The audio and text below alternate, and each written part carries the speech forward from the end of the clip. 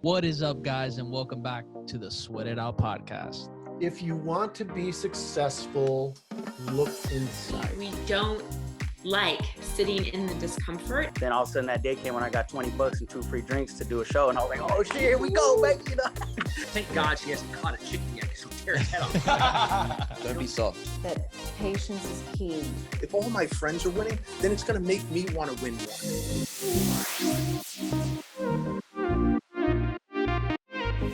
Welcome back to the Sweat It Out podcast. Today we have someone who I hold dearly to my heart. Used to train her in person here in Miami. She's the owner of Level Foods. Probably, actually, I know for a fact, the best protein bar out there right now. If you guys haven't tried it, you got to make sure you get some.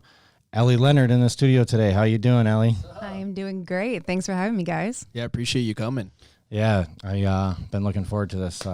Thanks again for coming in. How's everything been going with Level Foods? I know we got a lot to talk about. You've been crushing it lately, so I'm pretty excited about this conversation and can't wait to dive in. How's everything been going?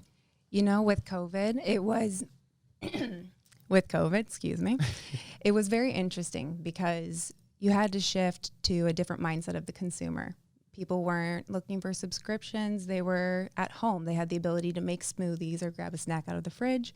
So you had to meet them where they're at. And then now that we're out of it, people are gearing up for summer, trying to get healthier.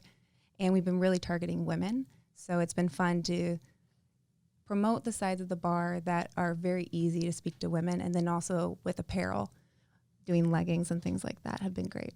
Yeah, they always say, you know, like riches are in the niches. So what made you realize that, you know, maybe you should tailor the way that you're communicating to your audience towards women? It's actually interesting. Back at the end of 2020, we had been targeting males thinking, okay, my husband plays professional basketball. That is our low-hanging fruit. Let's speak to that. But if you think about all of the bars out there, there's a lot that are preaching to the professional athlete or the best athlete.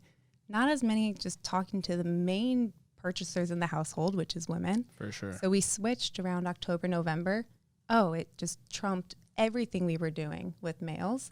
And then we've just kind of been leaning into it more and more and refining that voice. So we're getting the NBA moms now? Not necessarily that, but more so women are more conscious about what they eat. Guys can not think as much. And well, I know you're talking to one right. You're talking to one right there. I definitely do. I've never seen somebody to eat. two males. Yeah, I've never seen somebody eat as much as him.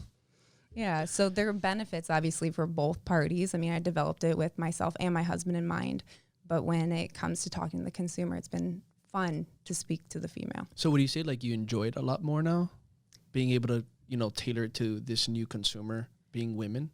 It's easier. It's more natural. I can talk to women about the benefits and what they're looking for and relate to their problems versus trying to find a neutral voice of, for example, collagen. We have collagen in our bar. It's very unique to have that protein. What collagen does is it repairs tissues in your body. But what you would say to a female is you would say, hey, listen, you take collagen over X number of weeks. You can see X, Y, and Z benefits because, you know, they're worried about their hair, fine lines, wrinkles, whereas the male, they're going to be turned off in 2 seconds when you start to talk about that, even though there are great benefits for collagen in males. Unless it's Josh, right? Yeah, well, I just started taking my skincare routine seriously. So Oh, you have? I know, right? Been trying. It helps when I get some free products from some I'm like, all right, I'll try this out. But you're 100% right. Like, you know, in the past, that was something I would have never, you know, considered to be like an importance in my life, right? It was like what my skin looked like, how that affected that, as compared to, you know, obviously I'm in the exercise realm, so like tissue quality and all of that was really important to me. But you're right, it does kind of get drowned out with the rest of the supplement industry, right? Which is a very, unfortunately, male-dominated industry, right? I would say across the board, at least, especially, you know, here in the United States, it's like always tailored towards push yourself harder and do more and, you know, be stronger. And it's great to hear that you've really been able to tailor that message towards, you know, a demographic that maybe is underserved when it comes to the supplement industry. And we won't eliminate males completely. Just right now, we have found something that's working and we're leaning into it. Nothing wrong with that either, right? I mean, like you have to you have to provide service to the people that want service provided to them. It's like I always say, I said earlier, I was like, if you try serving everybody, you don't serve anybody. Yes, absolutely. And that's what we saw. We were trying to play it so neutral with how we explain things instead of just talk to people where they're at and, you know, what they're facing. And how's the consumer feedback? Is it like, have you seen the feedback shifted drastically? Now, we've always gotten consumer feedback from both males and female. We've always gotten feedback about collagen, like, oh, my hair's been growing. I've noticed these differences. We just haven't been like, hey, y'all, did you know? Because we've been worried about what the male audience would think. Whereas now we can be we can lean into the things that people were already saying. Yeah. All right, guys, get out of here. Not just playing. You know, I mean, obviously we're a huge fan of the bars. I mean, I was telling you off camera, like Mendes eats them uncontrollably. Yeah. To the point where I have to hide them in the office. 100%. I gotta take them home. I bring him just one, you know, because he's like, nom. He puts it on the table and is like, I know, dude, did you just eat I that blinked already? and it's gone. I blinked and it's gone. What made you want to found Level Foods and kind of walk us through that whole process? I never intended to start a protein bar company, ever. As a little girl, I did not dream of owning a protein bar company at all. It came out of necessity. My husband was in his 5th year in the MBA. He was struggling with recovery. So the team was tracking his sleep, and they also have like heart rate monitors on him to see, you know, if his heart rate's elevated, how quickly it returns back to like a normal state. And they had noticed like this dude, he just wasn't in a good spot. He wasn't sleeping. He wasn't recovering. And it's very interesting being young going into the MBA because you learn as much as you're exposed to. Mm-hmm. I never thought anything of the fact that when Myers came home, he never stood up. Like he would lay down all day. I mean, I thought practices were hard. These guys are huge. They're the best at what they do. And it wasn't the case. It was actually his body was not able to recover. And it took, you know, in that 5th year, it got bad and met with a doctor in Los Angeles. He looked at his blood work and he's like, what is going on? Your inflammation markers are through the roof. And there was internal medicine things that had to be sorted, but it also started with his diet. That was huge. And I don't think people understand when he was tired, right? So you're thinking, oh, the guy needs more calories. I was making him protein shakes that were thousands of calories. It wasn't about just putting calories in. It was about the quality of those calories. And a big thing for him was dairy. Needing to eliminate dairy reduced his inflammation significantly. So minor changes it made him healthy again. We saw the power of food and at someone at his caliber, at his level. I'm like, how do you not know? If you don't know, the rest of us, we're in trouble. Mm-hmm. So the next season came around and he was bringing home protein bars that were not allowed in the diet. And I got on him. I'm like, we're not going back there. He's like, well, give me options. I tried to find options. Like, let me repeat, I did not mean to start a protein bar company. He just didn't approve of any of those options. I'm very competitive, said game on, and got in the kitchen. And then before I knew it, I had a company. This is an example of a supportive wife. I mean, and a awesome. solution-oriented person, 100%. Right? Like, you know, okay, 100%. There's a problem. I can't find any solution, so I'm going to go create the solution. That's awesome. Right? Yeah. And that is awesome. I mean, that's what makes a successful business person too. You know what I mean? Like you look for problem areas in people's lives, pain points, and then you try to come up with a solution to solve those problems. So how did like the doctors and the MBA react when they started seeing those shifts in him after you did this? So the doctor that we worked with in Los Angeles, he changed around the foods. And you have to also understand that these athletes are tracked, they weigh in, and if they've gained too much weight or they lose too much weight, they're fined by the NBA. So I remember a few weeks after he had changed his diet and he was religious. Like, I mean, he was on it, not messing around. He came downstairs and he looked smaller. And I was like, oh no, we're going to get a fine. You've lost weight. This isn't good. He hopped on the scale. He was the exact same weight. It was the inflammation that had decreased, and it took, because there was a lot going on internally with him, it took him months and months and months to like feel better. And then you kind of saw that in the next season, in that 6th year when he was bringing home the foods that weren't allowed, that his career started to take a different trajectory. So what people see on the court is different than what you see behind the scenes. For sure. And how were those how was also to like the mindset part of it? Like, how was the shifts in his mindset, and also to like the swings of the moods? I'm sure like there's a lot that also played into it when it came to that. When your body is your career and it's not cooperating, it's defeating. And it's also really frustrating. And I've been at this point, I don't know if you guys have, but if you want to make a change and you don't know how, it's defeating as well. Because it's not like the lack of will, it's like the lack of knowledge or resources or education. And it's frustrating and overwhelming at the same time. So to see his health come, and then it produced, you know, we went to Los Angeles that summer, and we put together a whole training staff for him, and covered all areas. I mean, I'm talking from sports psychology to, we had an osteopath, we had a strength coach, we had an on-court coach, we had a bodywork person, and they each have to own these columns, because these athletes, you can't be a master of everything. You'll be a master of none. So he had these professionals in each area, and together, you know, this perfect recipe, I guess pun intended, it built this whole new person. And that 6th year he was changed. Amazing. So can you kind of take us through the process of how you went to, I mean, because the bars not only are great for you, but I mean, and Anthony will test this, they're the best tasting bars I've ever had, ever. You know what I mean? And they don't have that, you know, chemically taste that you get from, you know, some of these other companies, not going to name them.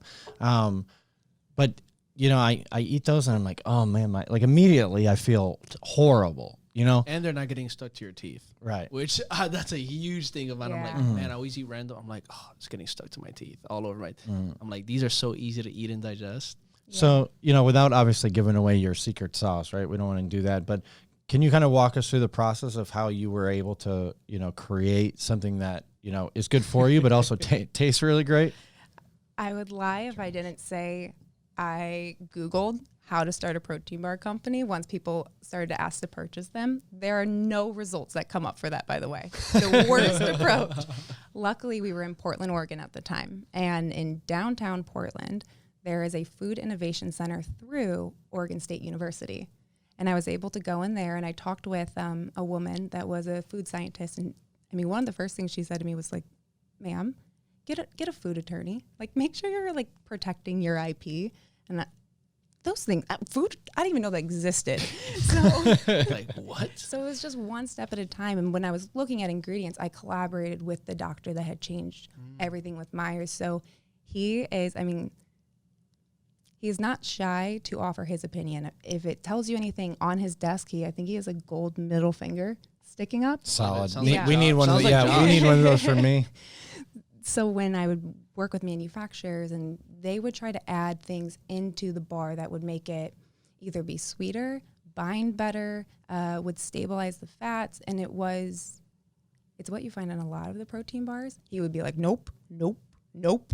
My food scientist probably didn't love me, and development took a lot longer, but it produced something that we were very, very excited about. Which in the long run, it's what counts, right? In the long run of what you're trying to push out as your message and how you're trying to create impact with a quality product. Yeah, I mean, saying something like uncompromised or better for you, the problem is that conversation has been so diluted in the food industry. Everyone preaches better for you. Everyone says, oh, they're uncompromised. But unless you educate the consumer actually, well, this means uncompromised, or this is what better for you looks like, you can get lost. And this is where you have to get very creative about standing out. I mean, the food industry is hard already. You have, a product that expires. You have a regulatory body, the FDA, making sure that you're following all protocols. And then you also have a very competitive market. Like, we're a small fish in a big sea. So standing out, you can't preach better for you. I agree. I agree. Yeah, and it's you know, it's got to be difficult to kind of navigate those waters, right? And at first it probably had to seem overwhelming. Like, how do I go up against these behemoth companies, right, with all of this capital and all of this marketing behind? But again, you were able to, you know, provide a quality product, right, that tasted better than anything on the market. I mean, the banana bread is still to this day my favorite by far. I mean, I could eat those for breakfast, lunch, and dinner. And, you know, now that you're, you know, finding that niche that's working for you guys right now, it's great to hear the success that you guys have been having, you know, and it's no surprise that success has come seeing how long it's really taken you to get to this point and seeing the amount of work that you've been able to put in. Yeah, it's definitely been a labor of love for sure. And that's the most important thing, like you said, that definitely a labor of love, right? When you love and you're really driven about what you put in every single day with your product, people actually can feel that, and in your case, eat that, right? Yeah. The love that you pour into and the quality and time you pour into a product that is actually, you know, driving results for people. I wanted to ask you, when it comes to your current branding now, versus when you were doing it before, like what are some of the big shifts immediately that shifted in the branding? I don't know if the packaging or colors, or is that still consistent with where it was before when you're targeting more of a neutral audience, but now you're targeting more female? How big of an importance is the branding now playing a role? It's not as much branding, because when we started out, we never had a brand book. So we just recently have revisited that and refined our colors and fonts, and we're growing up, putting our big girl pants on. But when it comes to the overall branding, we actually, hopefully in the next few months, will be simplifying our wrapper, making it more, honestly, like aesthetically pleasing. And the only thing I would say that has changed has been the messaging and refining the messaging, because as I alluded to before, you can't have the same conversations other people are having, and how you say it and what's resonating might work for one person this way, might work for another person another. Mm-hmm. And you know, we're both big on like educating the people that we work with, and that's what I love about what you've been doing lately, you know, not only on the Level Food page but on your page as well, as like educating the consumer on, you know, why protein bars are specific amounts of protein inside of them, why the collagen is important, why things like lion mane and all these other ingredients that you're putting in, you know, really matter to you, and how you stand out differently from the other products that are in the market today. You know, I think people believe that it's all about the packaging. It's all about this. It's like a lot of it comes down to the trust that people have in you. Yeah, I mean, it is the packaging, though. I'll be honest with you. There are some fantastic products that have not gotten their branding together. And there are some awful products that have had amazing branding and have sold for billions of dollars, to be point blank. Okay. So your brand is everything, because you have to stand out on shelf, and you have to be nowadays Instagrammable. Like, what makes someone want to share your product? Yep.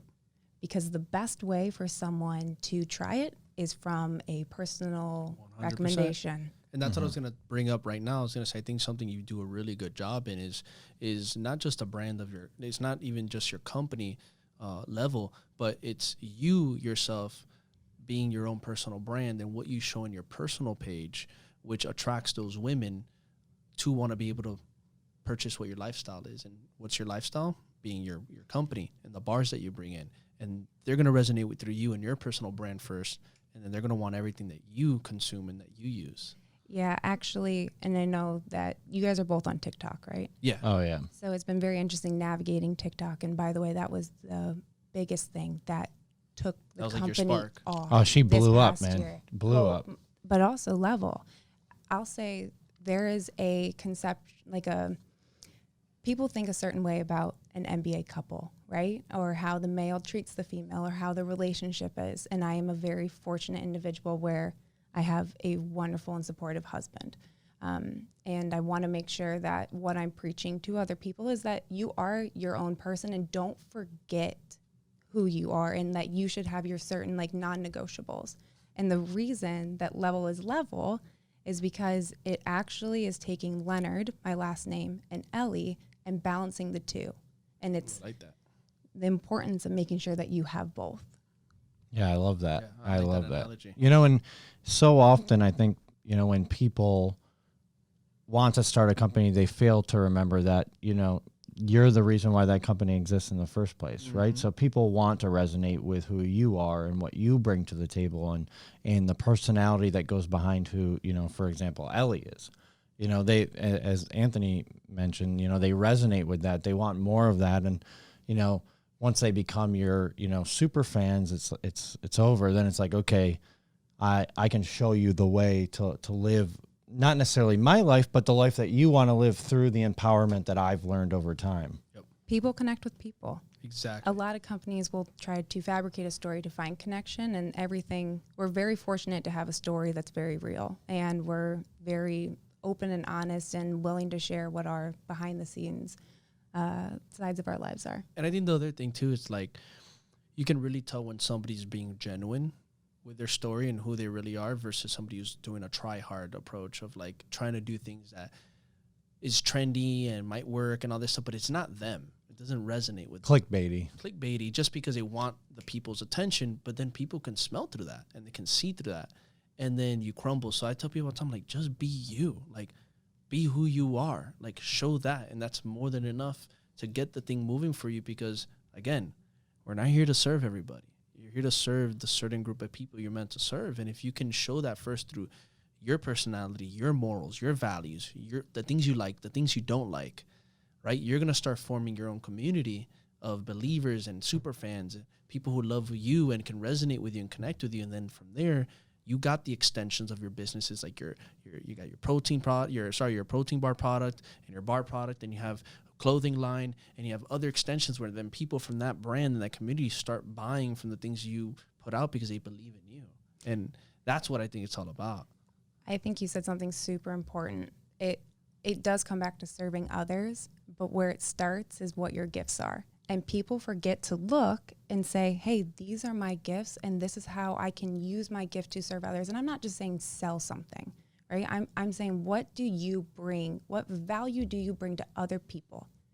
And what comes naturally or is authentic is usually how you should be serving others. But it's very hard for people to recognize like what my gifts are, because they think like, oh, I need to sell X, Y, and Z, or I need to do X, Y, and Z. That might come, but most importantly, like you got to be real to you. I mean, I've been, over the last few months, I've been looking at goals in a very different way. I've been looking at it not from a perspective of like, I want to hit X, Y, and Z, like the benchmarks. I've been looking at it from what makes me the most happy. Because I think we set goals at the beginning of a new year, and it's like a glorified to-do list. And then you don't achieve them, and you're like, I suck. Or it's like lose 10 pounds. Okay, great. You want to lose 10 pounds? I think that's amazing. Why? Because you want to find acceptance, because you want to feel loved, just because you haven't been living your life, because you've been waiting for those 10 pounds to get off, to allow yourself to go to the beach, to go do things. The why behind it, and like I think that's where your joy lies. And we forget that. So has this always been Ellie, or is this something you've discovered along the way? And then how did you discover these tools to be able to become this high performer that you are, and this level of awareness? And like, what can people out there start doing now to be able to discover those gifts? I've always been interested in it. Finding your thing is not a one-stop shop. Before I was doing Level, I did have a 9-to-5 job at one point. Myers, my husband, had, I never saw him. So I would get up at 6 a.m. I'd go to work. I was low on the totem pole. So I would arrive there like 8 a.m. I'd leave at like 5, 6 p.m. But with their schedule, they would go to practice from 10 to 2, and he would leave for the arena at 4, get home at 11:30, maybe midnight. I never saw him. And by the way, they play, or they're working 7 days a week, and they have a random Tuesday off that they learn about on Monday. Never saw him. He had asked, like, I was about to switch jobs, and he wanted me to just consider not taking a job.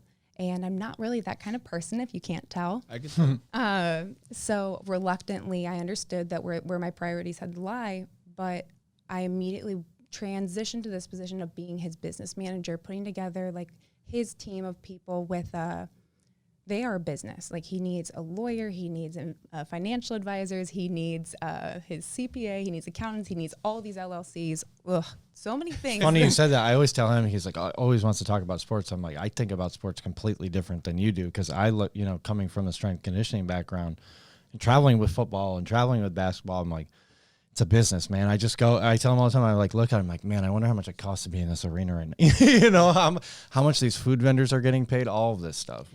And these guys come in at 18, 19, 20 years old. They don't, what? It's a shocker. It is wild. So I assumed that position for him. And while I was doing that, I found this identity crisis, to be honest. I mean, work was him and my relationship is him. So I'm like, where is Ellie? And through the process, I started to do this thing where you have to take a whole list of core values and you X them out one at a time. And you need to get down to 3. I don't know how long it's going to take you, but get down to 3. And I realized that if I paid attention to all 3 of my core values and made sure that I was doing, well, I'll explain what they are. It was productivity, it was creativity, and it was health. Those are the 3 things for me. So I needed to feel like I was accomplishing something. I needed to be able to like light that creative fire, and I needed to take care of myself. And a lot of times I compromised one of those 3, but when I took care of all those 3, I felt fulfilled. Just so happened that I started level 4 Myers, not even for me. I just found something that like lit a creative fire and covered all of those 3 core values. That's what did it for you. Yeah. It's amazing. And Yeah. I love that you mentioned those core values, because something that I share all the time, and you see high performers and people who are performing at these high levels usually tend to have a similar or a different way of explaining those similar values. Like for me, I said, health number 1, self-care number 2, family, business. Because if you don't take care of yourself and your health, right, your movement, your recovery, your food, then your self-care, which I call it dating yourself. You got to date yourself, take yourself out on a date on your own, go do a hobby you like. And then from there, you're fulfilling your own needs, your self-wants, and you're creating the best version of yourself to pour into your family and to pour into your business. And like that is when you start creating that overall loop of success. Yeah. Have you heard about the 3-prong stool analogy? No, explain it to me. So little background, in college, Myers and I went to the same college. We took an interpersonal communications class, which basically, Together. Oh yeah, we did. Who did most of the work, you or? She's like, really? She's like, really? You had to ask. You really asked That's that. Josh. Yeah, I That's gotta Josh. throw it Come out on, there, it's you know. Josh. So in this class, it talks about argumentation styles, and one of them was stonewalling. And so it's when a person, you're trying to, resolve a conflict, and the person's just like, yep, okay, yeah. It's stonewalling. They just put up a wall. They want to get through it. Well, someone did the study guides. So when Myers' response used to be stonewalling, and I used to say, hold on, I want to let you know this is unproductive for X, Y, and Z reasons. He's like, this class, we got to get it done with. But in the class, they talked about this 3-prong stool. And you have to make sure that you tend to the 3 prongs differently. 1 is yourself. 2 is your relationship. 3 is your family, children, everything else. So if you don't take care of yourself, the stool doesn't stand. You don't take care of your relationship, the stool doesn't stand. You need to tend to all 3. And a lot of times the first leg that gets compromised is yourself. I love that you mentioned the stool analogy, because the way I explained mine, I use a table analogy. Yeah, same. We use like 4 prongs I use on the a 4 4 legs prongs. on a table. You take one off, I go table standing, but you come and push it over, it's going to fall.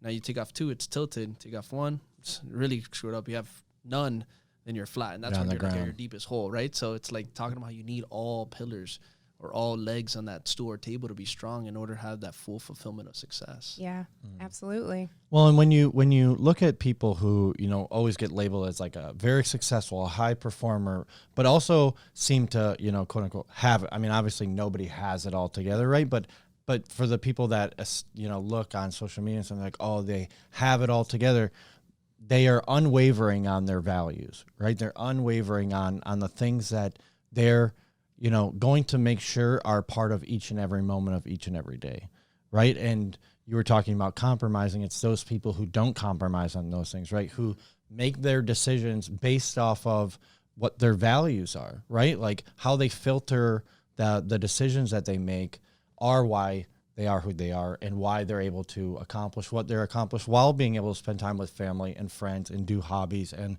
look like they have it all together.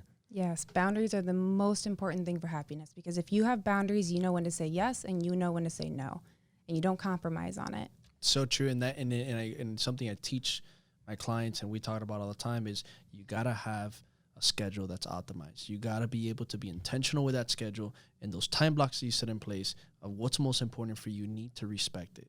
Because if you don't respect it, it's not going to respect you. And that's where I tell people you got to start mindset and then into your schedule. When you get that schedule down packed, there's no excuse for now saying, well, you know what? This is my family time. I gotta spend it with my family. And it doesn't matter if there's a work thing or this and that comes in. This is my family. If this is that important for you and you block that off, this can wait.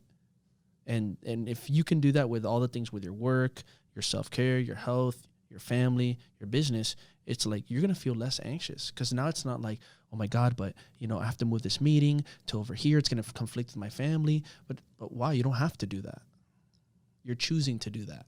And now you're creating anxiety because later you couldn't spend time with your family, and now you're feeling this way, and now everything gets disrupted, but you didn't have to do that. It could have waited for the next day.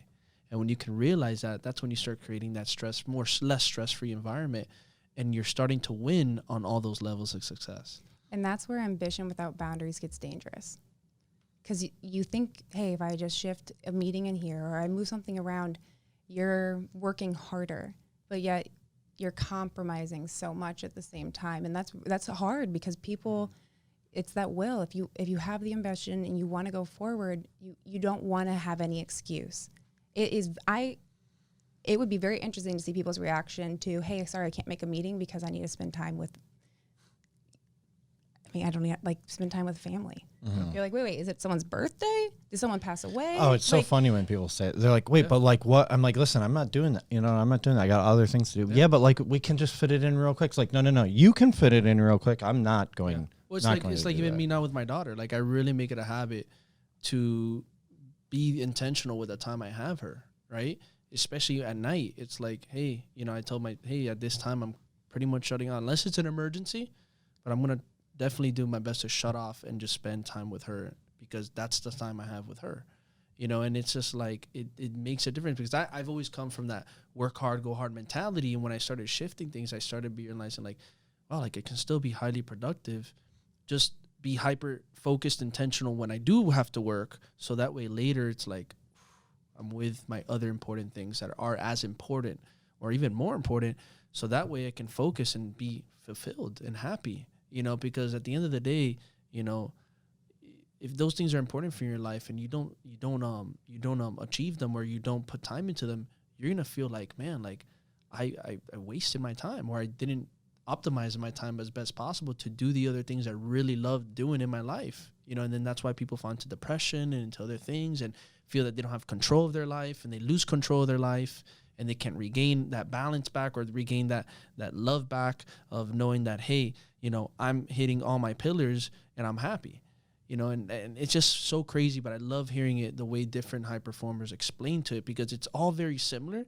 Just some of them have different analogies for it, or the ways that they do it. But when you always hear like, this is the way I go about it, the health, the family, the business, or the way I approach it, it's beautiful to hear that, because it goes to show that commonality of what high performers have, and trying to share that with the audience of like, hey guys, like this is what it takes to be successful. It's not just a successful business. It's not just a successful it's this whole synergistic cycle of your different levels of success. So did you have to hit that point where you were like, wow, I'm compromising, you know, maybe time with my daughter or my relationships for work? Oh, I would say it was definitely where I was realizing that I was making certain things a priority and stopping certain things in between to, like, for example, with work, like, oh my God, I have to make this at this time now, so I have to stop what I'm doing, whether it's for my own gym time, my health time, or my self-care time, or my family time, to take this last minute meeting call because I have to close the deal, you know. And it's just like, wait, I can just set this deal up for tomorrow. It can wait. And I'm going to still get the deal in.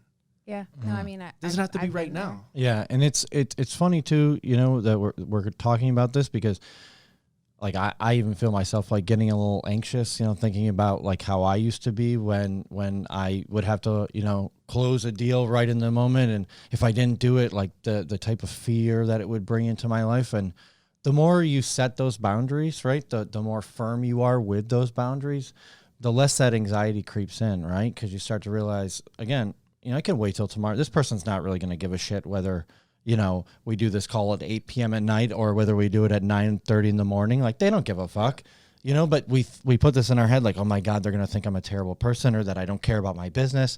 And it's so untrue, but we put these, we put these constructs inside of our head of like how things need to be, right? And all this stuff. And I need to burn the candle at both ends if I want to be successful, which, for some people it works. Some people, if you can only get, like, if you only need 3 hours of sleep, which, I really don't think you only need that 3 hours of sleep. But if you want to tell yourself that, and you're able to be productive and you're happy, then good for you.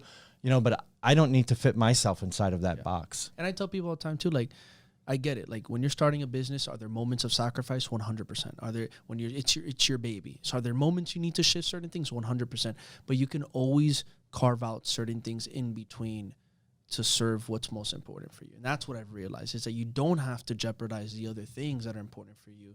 You can work them into your schedule correctly, and just when it's that time, be intentional with that time, And I can agree to, and I'm sure you can agree too, where when you shift that mindset of respecting your schedule, I guarantee that more people respect you for respecting your schedule, respect you for sticking through, like, hey, I can't do this right now, but I'm available tomorrow. And people now don't step over you and take advantage, because it's like, oh, well, they can take whatever time whenever we want our time, we can just say, hey, this is the time I want, and they're going to do it. Right? But if you're firm with your times and you're firm with, like, hey, I'm not accepting this time right now. I don't have that available, but tomorrow I do. Oh, okay. No problem. Let's do tomorrow. I also think all of this leans into people not understanding that happiness is success. People think closing that deal is success, or achieving X, Y, and Z is success. But if happiness doesn't come along with it, if you're miserable, if you're depressed, if you're in a terrible spot, you're ruining relationships. I'm sorry, I don't care how much money you make. Mm-hmm. Mm-hmm. It's true. Yep. Yeah, and that unless you challenge yourself to put yourself in these difficult positions where you actually need to think about and analyze how your day is going, how your week is going, you never get to that point, right? You never reach that moment of awareness where you're like, I can take a step back, right? And that's where your three values, right, is like, especially the first two, like productivity and creativity. It's like, okay, if I want to be productive, but I have to set my boundaries on the time that I'm going to spend, well, then I damn sure need to be creative with that productivity so that I can get the most out of it, while also being able to, do the things that truly make me happy outside of work. Yeah. Yeah, and those are mine. I mean, everyone is different. My husband's are completely different than mine. And this is what I was going to actually bring this up right now. I was going to ask you, like, how do you, and I would love to see the way you guys work together. And I'm sure there's, in every relation, there's been issues, there's been this, but how do you guys, I want to know how you guys communicate, and how do you guys set these non-negotiables, these, respecting your boundaries, and also too, like, understanding that you have your individual goals, he has his individual goals, and then you guys have your relationship goals. Like, how do you set that up? How do you communicate that together? And how do you go about it? Like, what are practices that you guys take? Because I'm sure there's a lot of people out there that need that. I will say that a good relationship, each person wants the other person to succeed. I want to see him achieve everything that he wants in life, and he wants the same for me. If you don't have someone that makes you better, that's a problem. And I look and I evaluate, my friends and people there, or my family and people who are there dating, and I ask myself, does that person make them better? Because it should.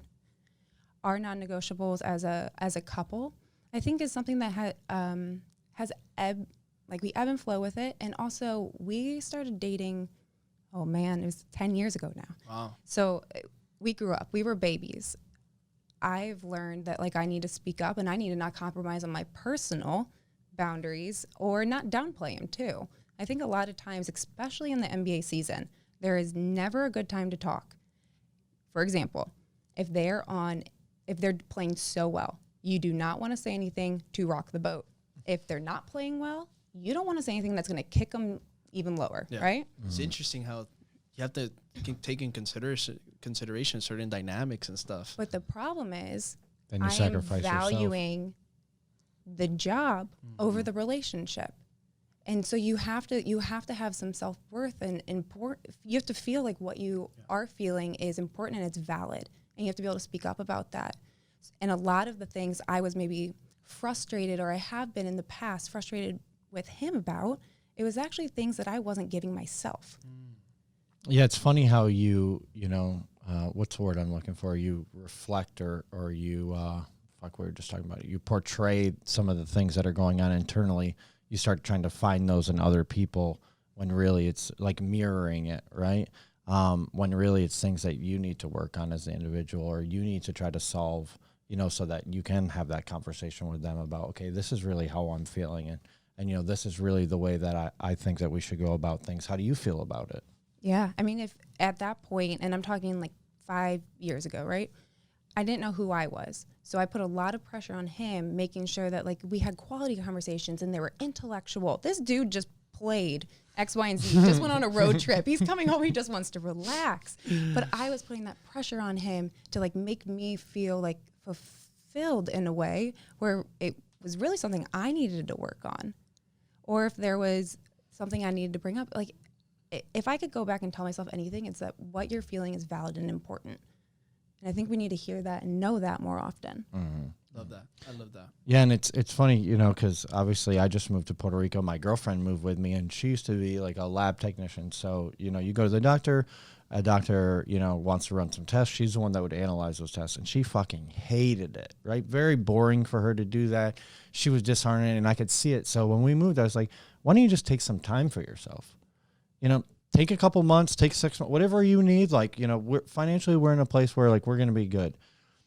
You can, you know, spend that time. And at first it was kind of a struggle for her because she's like, I need to be doing all of these things and I need to be contributing. And I'm like, you need to be happy first and foremost before you can, you know, before you should really start thinking about how you want to contribute. Because if you're miserable in contributing, you know, that's going to lead us to a bad place individually and together, because I'm going to feel, you know, bad and feel like I'm making you stay in this position, and you're going to feel bad because you're going to feel stuck. And I just want you to be happy first and foremost. Find out what makes you happy.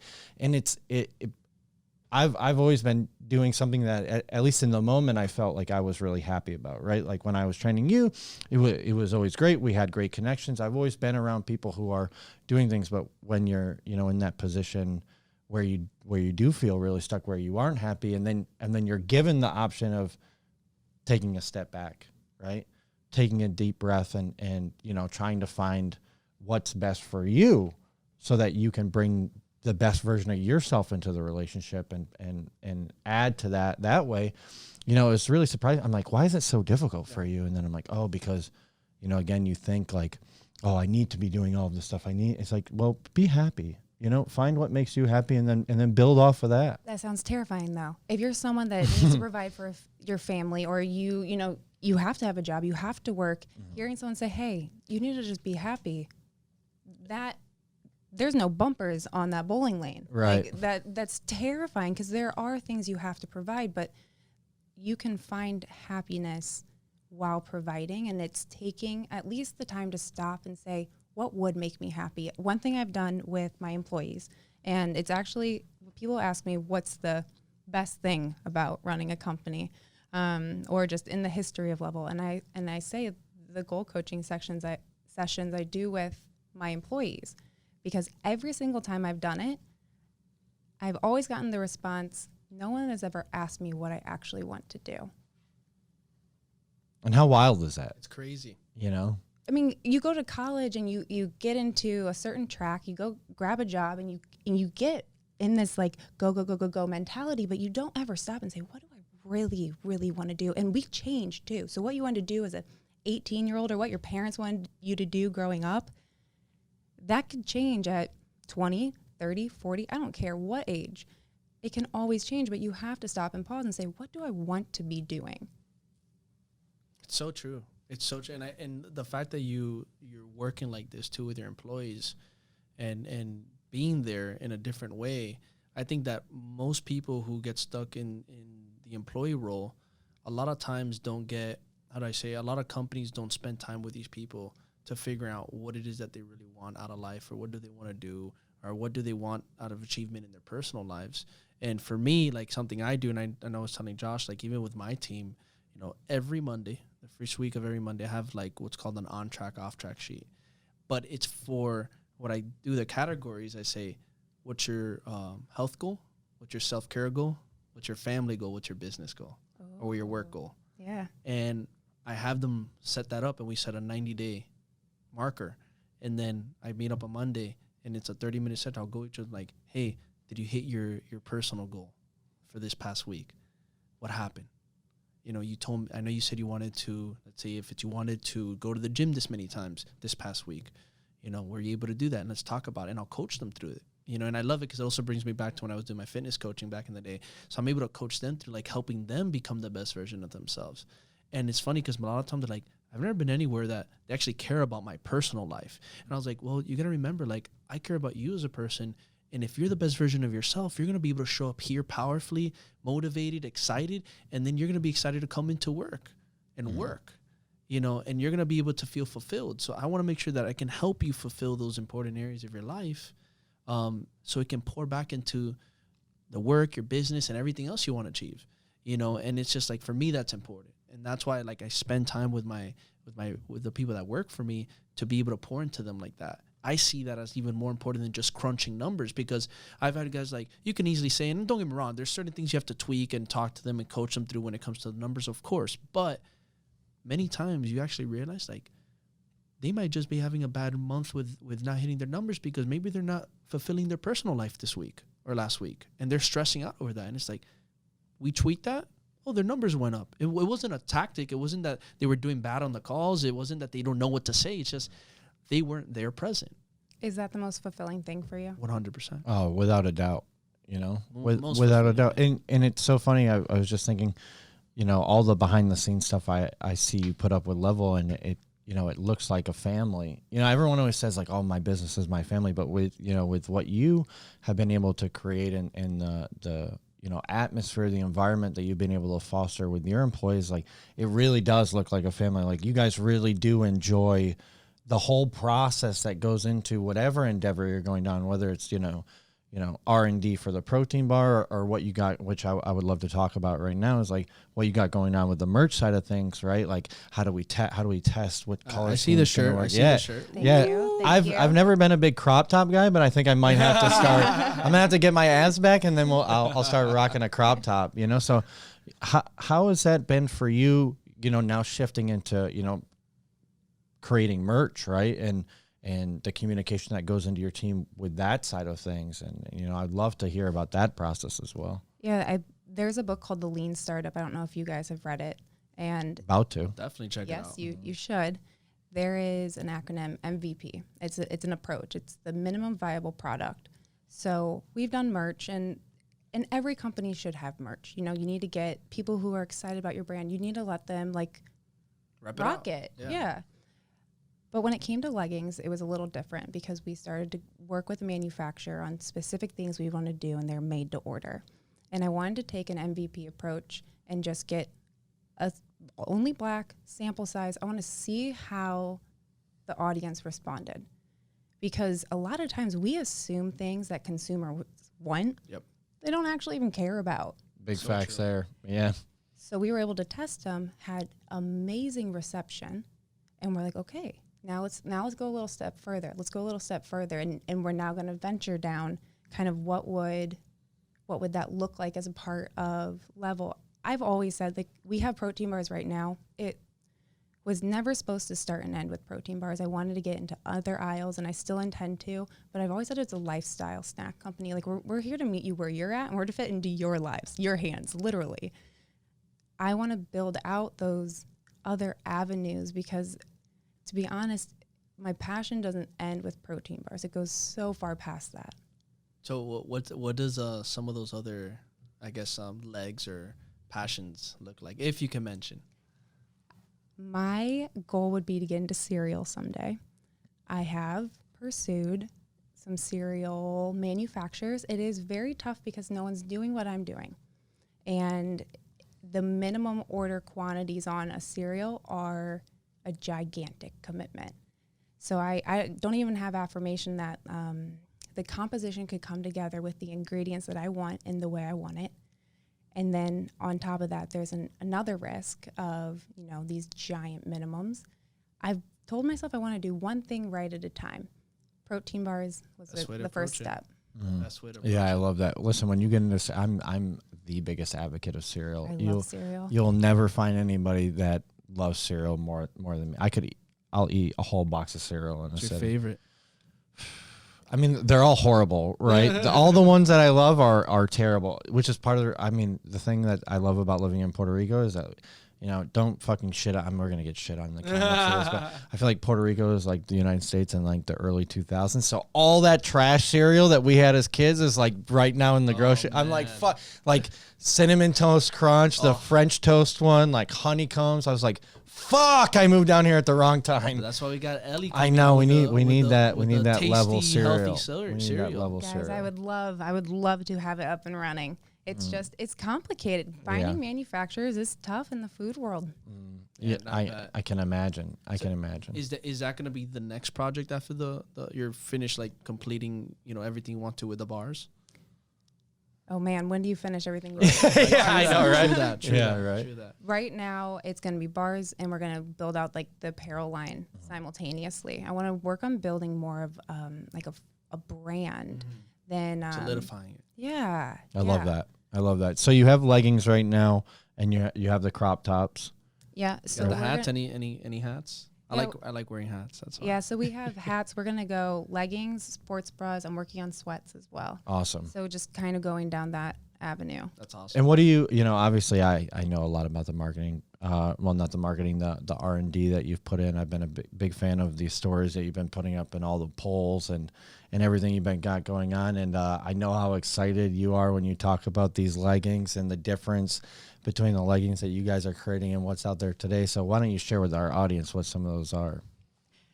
Well, I love seeing this story. It's one of my favorites. my It's getting God. so hype. Okay, well, as a female, so you guys have to put yourself in, you know, our shoes.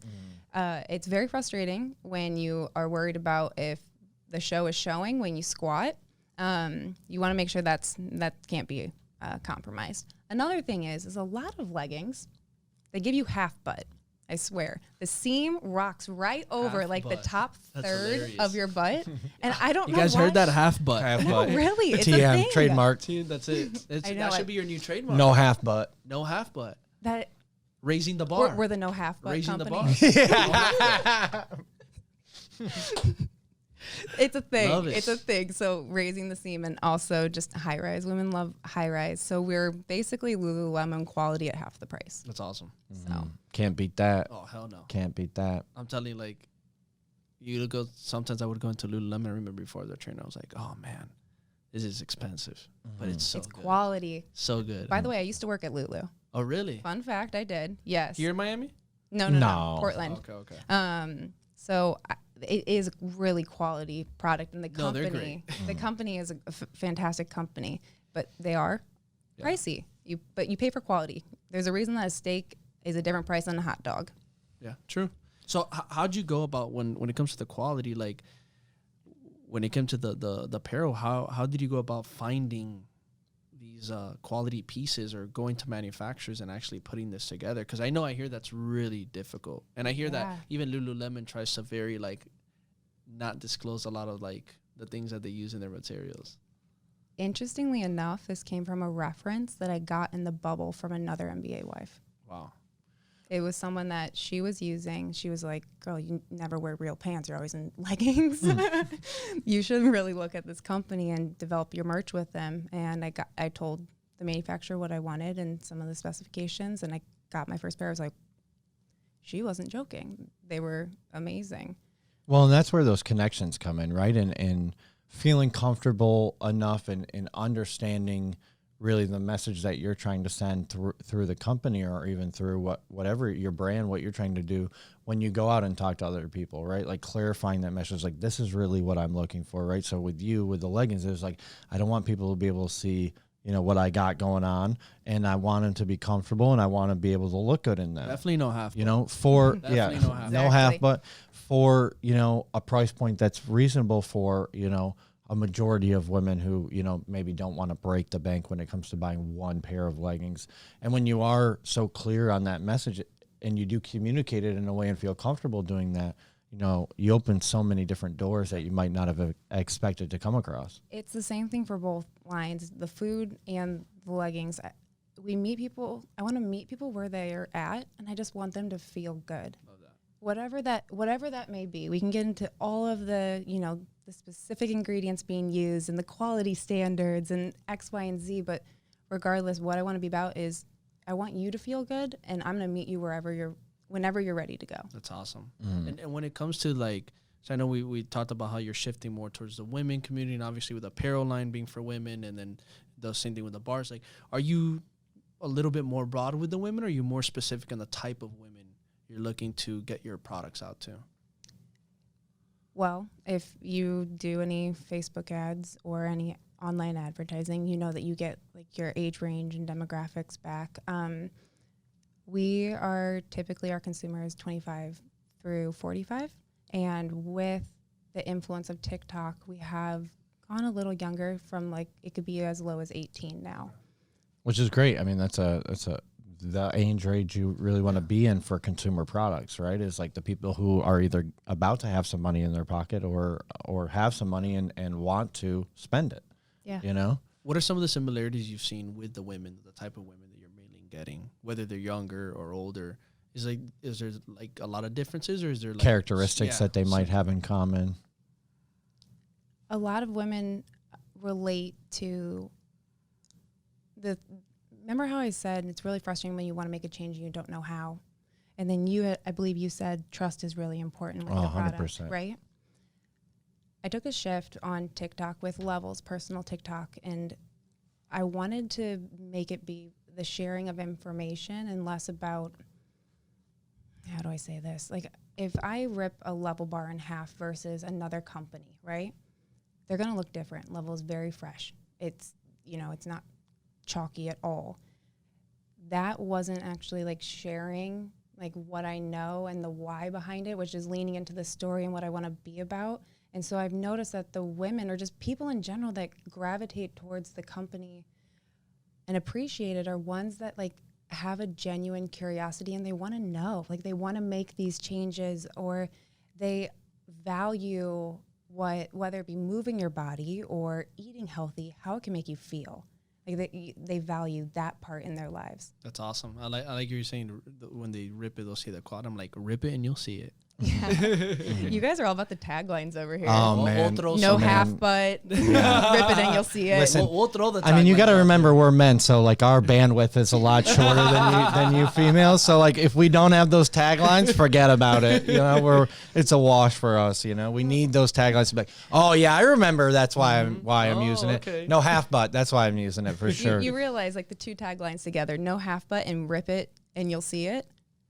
Like, can we put those? Those are just roll with money makers yeah, those together. are money. That's it. Listen, we'll let you have those. Oh gosh, take 'em. Yeah, you so could generous. take. As long as Thank we you see them, guys. we're like, oh, That's what. I Listen, used that's what we're trying to do on the Sweat It Out podcast. Provide a lot of value not only for our audience but for our guests as well. 100%. I mean, Ellie, it's been tremendous being able to talk to you. Obviously, I've known you for a couple of years now, and every time I get to connect with you, it's always a blast. How can people, as we wrap this up, how can people reach out to you and find more about Level Foods? Yeah, you can follow us at Level Foods on TikTok and Instagram, or go to levelfoods.com. Woo. Yeah. And guys, keep in mind, stay posted. You got the apparel line, possible cereal coming out soon and down the road. So it's a lot of big fun projects going on. I mean, and if you haven't tried out the bars, I know you have like a little promo for people, right? So that they can get a little sample pack and see which flavors for them. All of the flavors are tremendous. I mean, I love salted brownie. I love oat cookie, apple crisp. Banana bread is by far, is a staple in my day for sure. I mean, I'm a country boy, so you come home, you try some banana. Mom's got banana bread cooked for you. It's great. I got banana trees in my backyard now in Puerto Rico, so obviously we can't eat fucking 4,000 bananas, so we make a ton of banana bread, and it's crazy just to see how similar the bars are to like homemade banana bread. It's amazing, and they've been something I've loved since I met you, and you let me try them for the first time. I've been hooked ever since. I promote them to everybody. So if you guys haven't tried Level Food or you haven't tried the bars, make sure you get them. Banana bread is I've said it 1,000 times already. My favorite. Apple crisp is Now it is Right. 1B right there. So some of the best, if not the best tasting products I've ever tried, when it comes to protein bars, and the quality, as you said, and you've explained in detail, is there, you know what I mean? And you can taste it. You don't feel like shit when you eat them. You feel great. You feel like you have energy, and you feel like you put something good in your body. And I think that that's really important for everybody. So, you know, thank you for coming on and sharing your story. And I know Anthony's got, you know, a couple quick last rapid fire questions he wants to ask you. So let's get to it.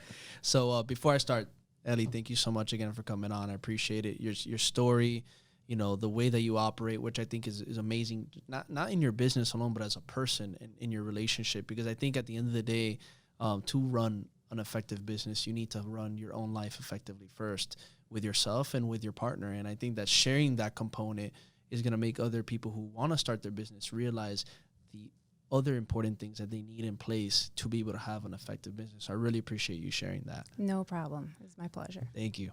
So, like we always do, rapid fire time. All right, question number 1. When you were building out your company, what was the biggest roadblock that you faced? We were in R&D with the first manufacturer. We never, okay, I just told you that story. For 6 months, and it was one email, and they said, hey, sorry, we can't produce your product. And we were prepping for a launch. And at that point, it just took us back 6 months just with one inbox email.